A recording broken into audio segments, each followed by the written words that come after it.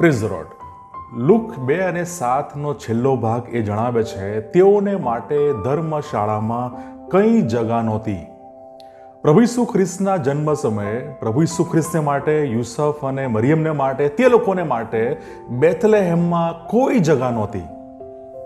અને આ કલમ આપણને પોતાને પણ વિચાર કરવાને માટે પ્રેરે છે કે હાલના દિવસોમાં નાતાલની ઉજવણીઓમાં આપણા જીવનોમાં, કાર્યોમાં, કુટુંબમાં, નિર્ણયોમાં, પસંદગીમાં, આપણી સેવામાં, આપણી આગેવાનીમાં શું ખ્રિસ્તને માટે જગા છે? શું આપણે તેમને માટે જગા રાખી છે? આ પ્રશ્ન આ દિવસોમાં આપણે પોતાને પૂછવો જોઈએ. અને કેવી ગજબની બાબત કે જેને માટે જગા નહોતી તે ખ્રિસ્ત તમારે માટે જગા તૈયાર કરવાને એ ગયા છે અને તે પાછા આવશે, એ ચોક્કસ બાબત છે. તો આ દિવસોમાં શું કરવું?